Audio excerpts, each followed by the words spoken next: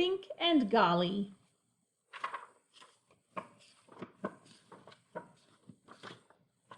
Don't you need a new pair of socks? Hello, Gollie, said Bink. What should we do today? Greetings, Bink, said Gollie. I long for speed. Let's roller skate.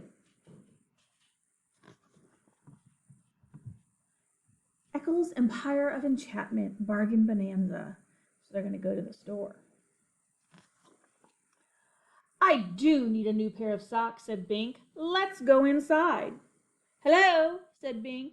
I'm here for the socks. Aisle 10, said Mr. Eccles. Aisle 10, said Mrs. Eccles. All righty then, said Bink. Aisle 10. Meanwhile, Gollie is getting some free popcorn. See, it says free. It's a sock bonanza, said Bink.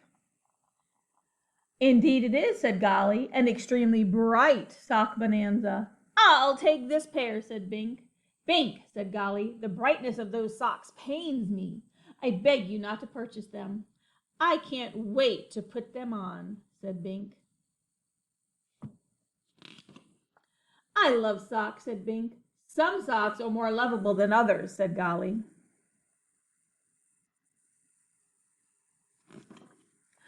I especially like bright socks, said Bink.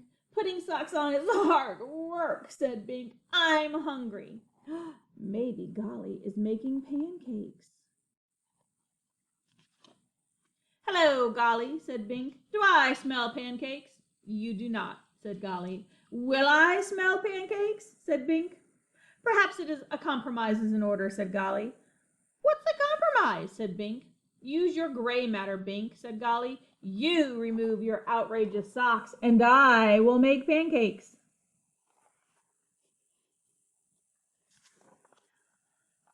The problem with Gollie, said Bink, is it's either Gollie's way or the highway. My socks and I have chosen the highway. The problem with Bink, said Gollie, is her unwillingness to compromise. I think they both have a little problem with compromising. Greetings, Bink, said Gollie. I'm eating pancakes. What are you doing? I'm wearing my socks, said Bink. I have brought you half of my pancakes, said Gollie. And I've removed one of my outrageous socks, said Bink. It's a compromise bonanza. And if you look at the picture, they are sitting enjoying pancakes, and the sock is waving in the wind. Chapter 2. P.S. I'll be back soon. It has been far too long since my last adventure, said Gollie. I must journey forth into the wider world. But where? Tasmania? Timbuktu? Where should I go?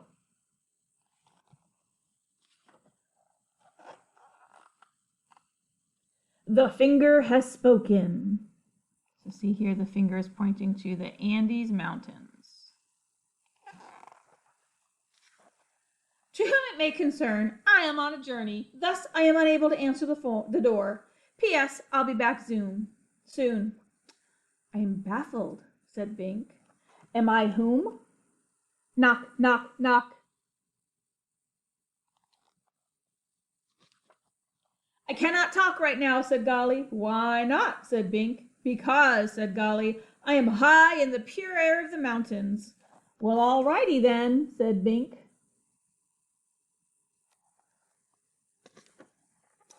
I wonder if Gollie's home yet. To whom it may concern, further interruptions will not be tolerated. Said Bink. Knock, knock, knock.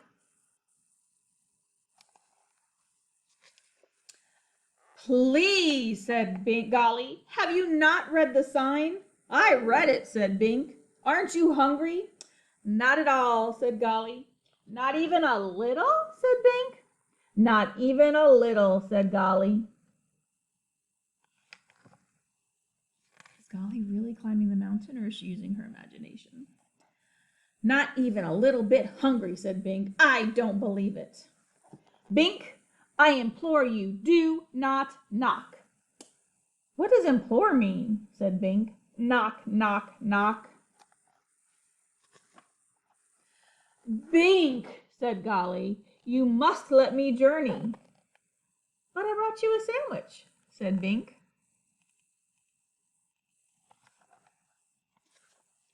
Here I am, said Gollie, where none but a few have ventured. What an extraordinary accomplishment. Bink, said Gollie, come see.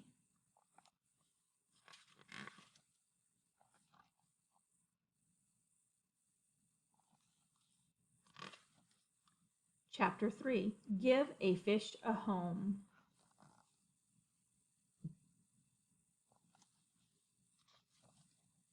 As you can see, said Mr. Fisherman, these are truly remarkable fish, spectacular in virtually every way.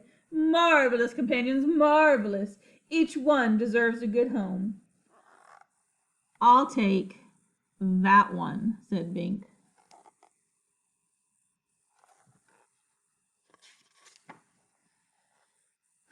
Bink, said Gollie, I must inform you that you are giving a home to a truly unremarkable fish. I love him, said Bink. Furthermore, said Gollie, that fish is incapable of being a marvelous companion. I wonder what his name is, said Bink.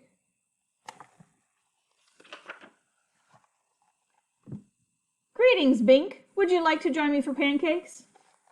Fred and I are on our way, said Bink. Fred, said Gollie. Yes, Fred, said Bink, my marvelous companion. I only made enough pancakes for two, said Bink.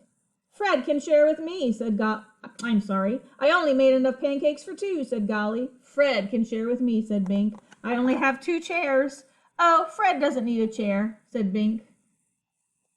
Gollie, do you want to go see Mysteries of the Deep Blue Sea, said Bink. Is that a movie about the fish, said Gollie.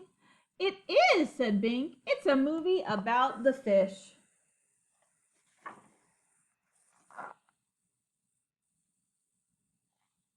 If you look carefully, you can see that Bink brought her fish with her to the movie theater. Fred thinks that was a top-quality fish film, said Bink. I am not sure I agree, said Gollie. Fred has a great idea, said Bink. I am almost afraid to inquire, said Gollie.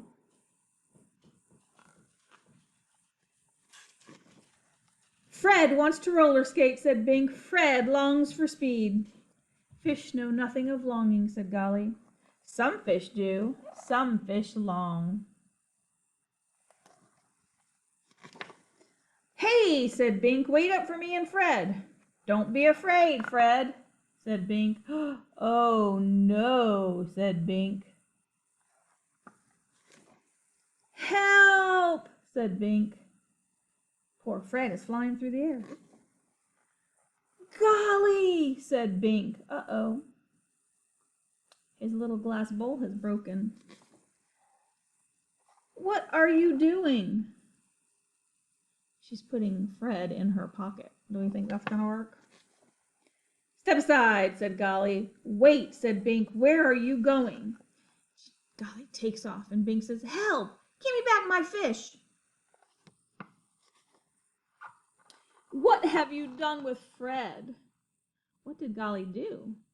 Looks like Gollie put him in the water here. See, he's over here. Oops, wrong side. He's over here.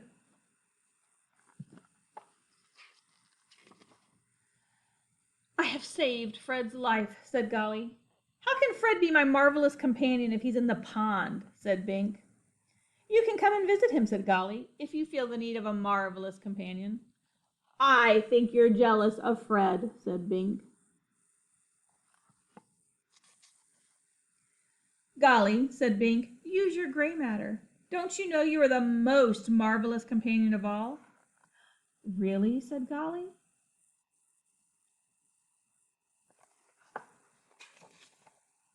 Really, said Bink. 6 months later.